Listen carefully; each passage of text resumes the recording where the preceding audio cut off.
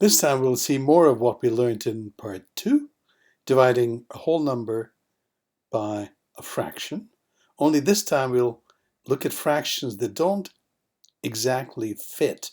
They're not a perfect fit into the entire whole number. So like this one here, 4 divided by 3/4. What do we do first? That's right, we're going to break 4 wholes into quarters. But first let's show you 4 whole blocks like this. The whole 4 whole blocks, and here's a 3/4 block, and we need to know how many of these fit perfectly into all of this, right?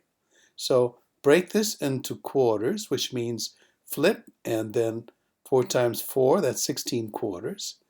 And we're asking how many 3/4 fit into them, fit into these 16 quarters. So we have 1, 2, 3, 4. We can put 3 more here, like 1, 2, 3. That's 3/4, another 3/4.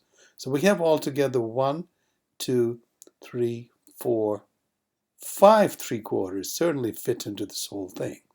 It's just this bit that's left, and since each one of this is a third, if you can see this whole thing is a single piece, each one of them is a third. So definitely we can put 1/3 in there. So 5 whole fit into that and a third. That's what we're getting. 5 3/4 and a third of the 3/4, of course. So we can look at it again, get the whole picture here. 5 and 1/3. How did we get that? We got 1, 2, 3, 4. That's 1, 2, 3, 4, right? That's 4 3/4. And then 1, 2, 3. These 3 make another 3/4. That's 5 3/4. And so that's 5, and that's 1/3. So 5 and a third. That means 5 of these and a third of 3/4 fits into 4 holes. That's the idea. So let's look at another one. How many of these fit into 2 holes? Here are how many 5/6 fit into 2 holes? So here are 2 holes, and this is 5/6. How many of these fit into this?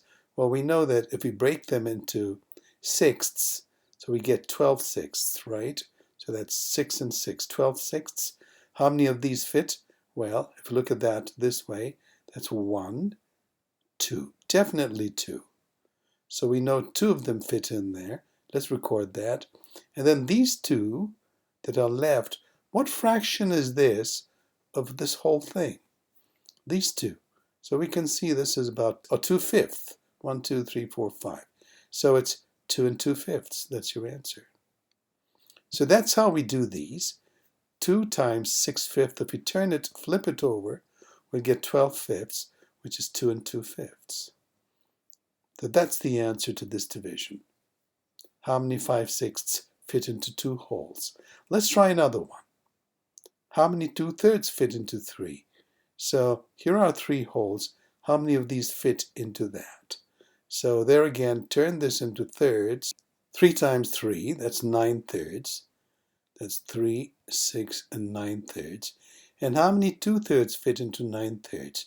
So that's 1 here, 2, 3, and these 2 here make another 4.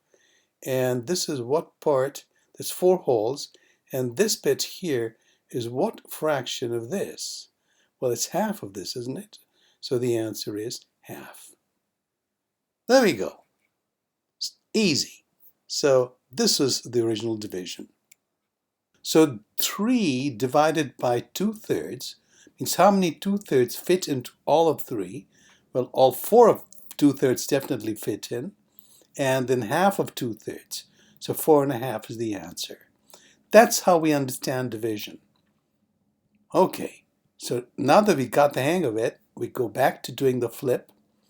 So how do we fill these in? So first thing we write is 4 here times 4/3. So it's flipped, and then we multiply 4 times 4, which is 16/3, which is 5 and 1/3. Do the next one here. How do you do this? See if you can fill these in. What do we do? Put here first and here. Tell me. Say 2 multiplied by 6/5, right? You flip it, so that's how you think. 2 times 6/5. What's the answer? And 12/5 makes what? 2 wholes and 2/5. Excellent.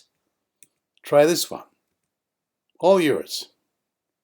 What do we write here and here? That's very good. 3 times 3/2, or 3/2. Excellent. And what's the answer here? Equals to 9/2. Very good. And what's the final answer? 4.5. Excellent. What about this one? What's the answer here? We write it as 8 times 5/3. Very good. We flip it over. It's always the second one that gets flipped over, never the first fraction. We write down 8 multiplied by what? Very good. 8 times 5/3. What's the answer here if we multiply across like that? That's right, 40/3, which makes how many wholes? 13 wholes and 1/3. Very good. You can do it on your paper if you want to. Try the next one. 5 divided by 3/4. We can do it this way. Turn it upside down, 5/1. What do we do here and here? Do you remember? Times 4/3. Very good. And the answer is 20/3, which makes 6 whole and 2/3. That's correct. Very good. Now, you do it. What do we do here and here? Yes, we change this into multiply and then turn this over, flip it. So first we make it 7/1 and then 5/4.